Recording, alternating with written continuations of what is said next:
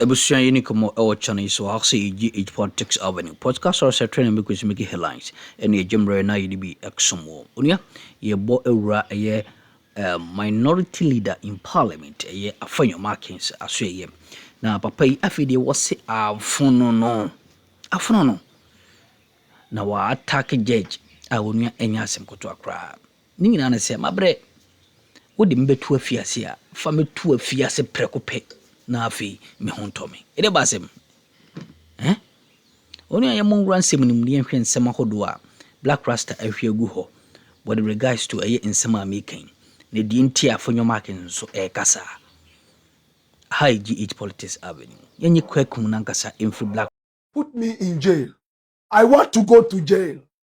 Afenyo Markins defies judge. Afenyo Markins is simply called leader because he's the leader of the micro minority in parliament that has no teeth to bite, just noise. This is Afenyo Markins. He's one of the worst politicians I have seen in the history of this country. This guy, I don't know. There is a certain perception that when you are the leader of the minority, you have to behave senselessly. Have you observed that? Almost every leader of the minority in parliament, every time, is behaving waywardly. Or else people will say you are not hard. You are not hot enough. I hear his side wants to get rid of him. But, my brother, my sister, let's go to the substantive issue. Abronye DC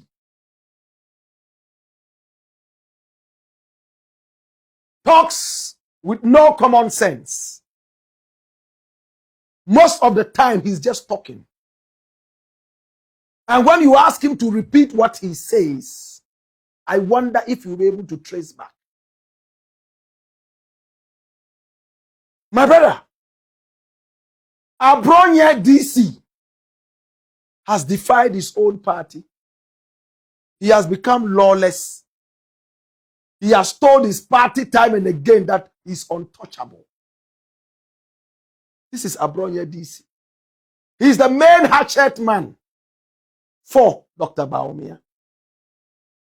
Canada, Japan has said it before that if Bawumia did not control his backing dog, he would also unleash his own wild backing dogs on him during the primaries. Do we remember? This is Abronye DC. Anytime the NPP wants to do a dirty job, this is the latrine man. They bring him to clean the latrine and pour more dirt. And it's sad.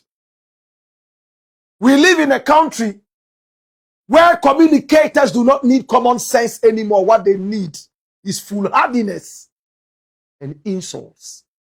So instead of clutching an encyclopedia of wisdom, they tuck under their arms an encyclopedia of insults. So you hear them arguing on radio, on TV, and it's the hottest ancient insults that they unleash on people. And I've said that time and again. That's Abronye, and he's full of lies. I used to really admire him. You know, I like it when empty-headed people try to pick up a few things along the way. I see them as learners, so we encourage them. But when people praise them and make them feel like they have reached, unfortunately, because they are already empty upstairs, they mess up them all. That's the case with Abronye.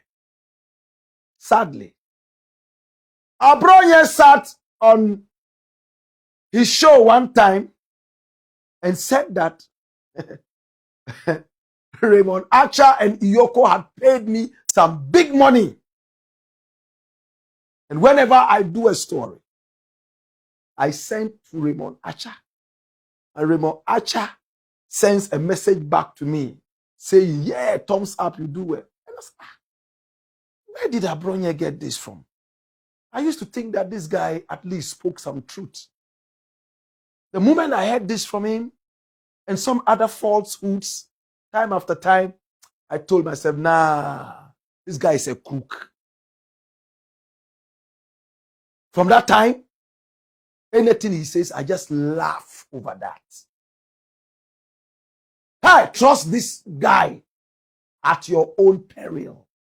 They don't speak the truth. He and Baumia are from the same school of thought. Lie to them. Fake it till you make it. Well, Abronye sat on his show, Rǒǎr TV, and he started to attack a judge. One Francis Boateng. He attacked him.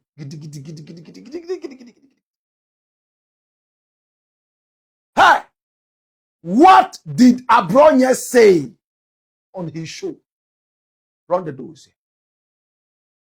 Hey! He's called Kwame Bafo, popularly known as Abronye DC. My brother, my sister. He labeled the presiding officer a political judge and alleged that the court is used by the government to oversee their benefit.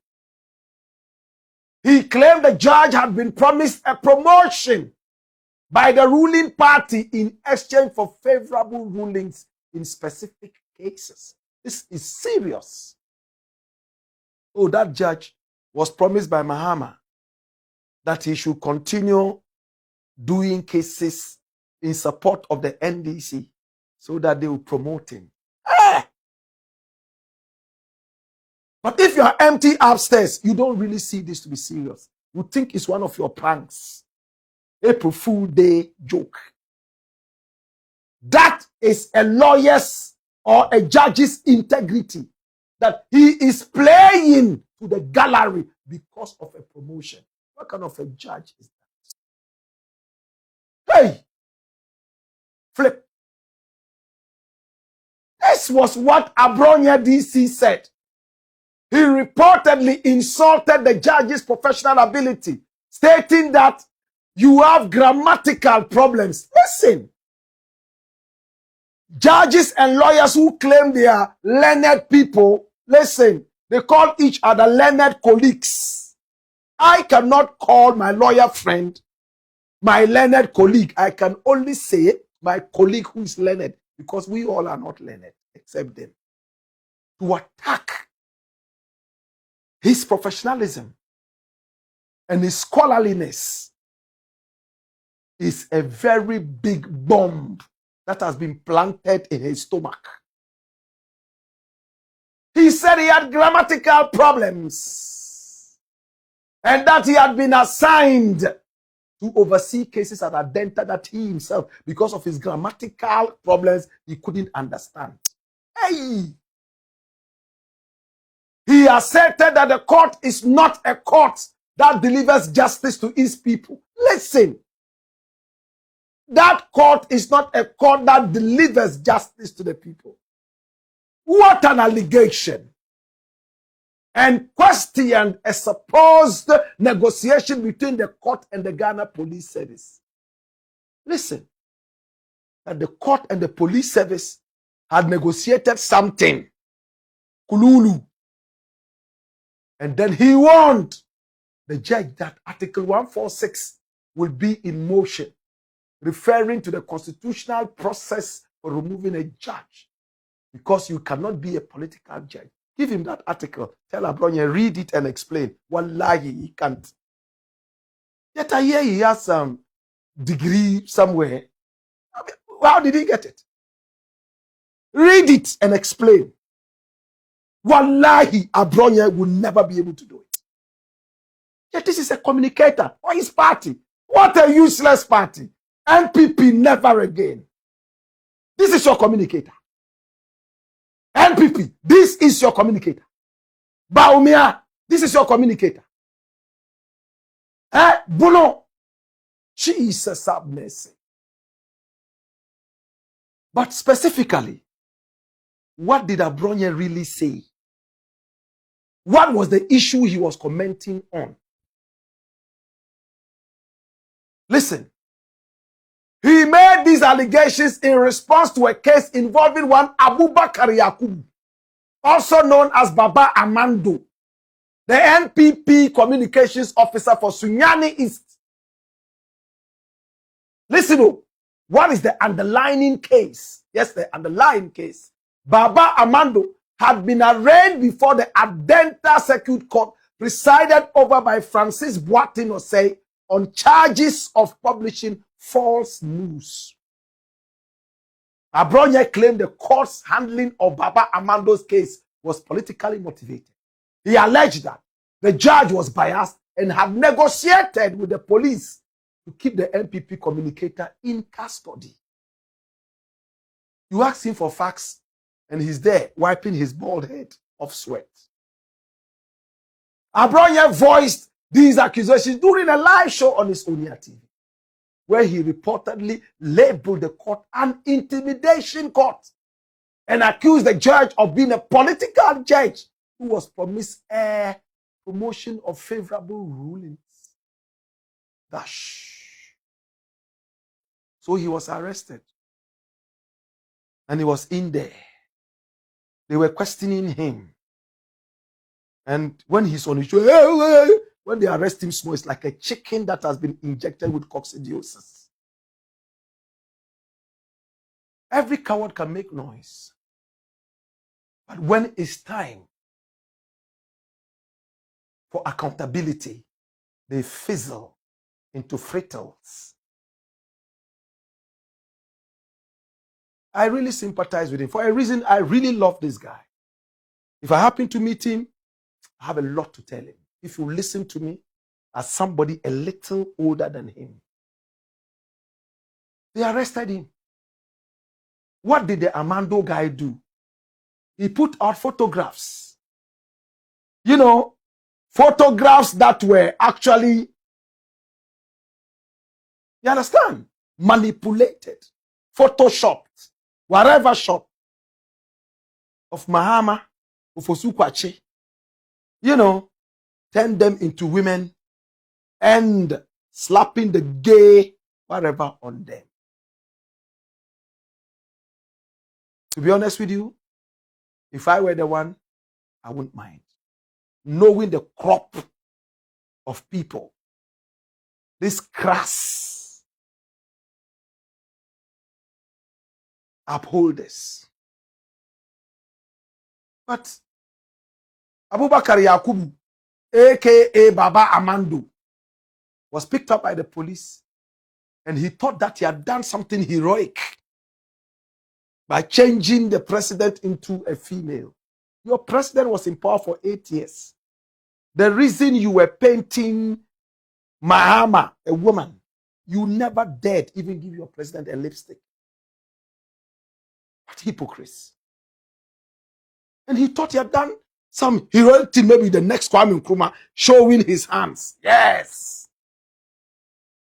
So, Abronye went to spit all the lies. And he was picked up by the police, CID. Then he went to court, Adenta. Listen, when he arrived in court, you know who his lawyer was? Afenyo Markins.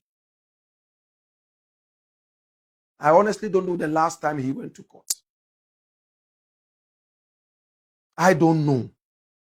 Because he's busy as a politician. Recently, I heard that a lot of these Sakawa boys, you know, the Sakawa Association of Swedru and some other places, is their favorite lawyer. I don't know how true it is. But that's what I hear.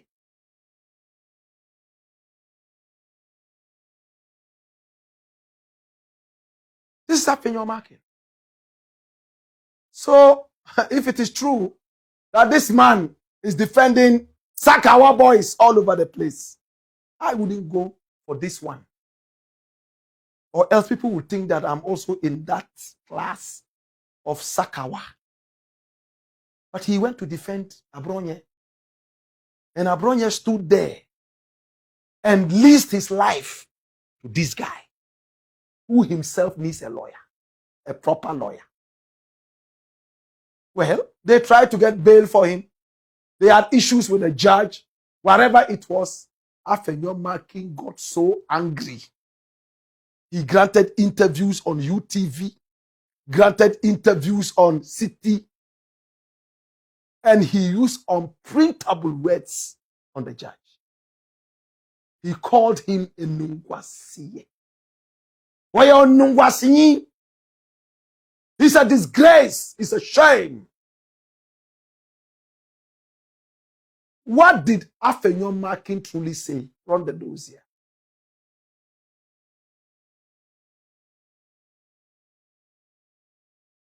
Alexander Afenyo Markins, who acted as Abronye's lead counsel, launched a sharp critique of the presiding judge. He described the judge as a shame to the entire judicial profession. This is worse than what Abronye had said. It's a shame. And claimed the judge had brought a big shame onto himself and the judiciary.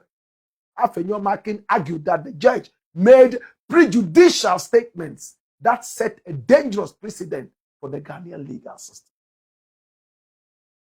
Flip. He specifically attacked the judge's use of subjective moral reasoning and references to figures like George Orwell and Robert Mugabe, stating these cannot override constitutional guarantees. He urged the Attorney General to request the record of proceedings and formally reprimand the judge for his conduct during the matter. He asserted that citizens would lose interest in the judiciary if judges continue to misconduct themselves in such a manner. It's only a bad lawyer who goes to court and loses, and he takes it up on the judge. Like that other guy, what's his name? Ǎttǎcǩs. He also went to court. He wanted a certain judge to be removed. And when the judge was not removed, he irresponsibly packed his books and walked with that rat hair on his head. Walked out of the courtroom, leaving his client there. What an irresponsible lawyer. These are the people who have made me shelve my long-standing idea of being a lawyer. All this while. They are not a good example to the law. To study law in Ghana, because of these elements, these guys, Ǎttǎcǩs, this guy here called Alexander Afenyo Markins, and some other twerps, I'll go and study dondology so I can dance. It's better. I dance and sweat and keep healthy. This profession is sickening.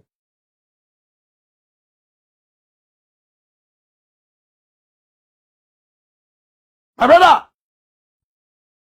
that was what he said.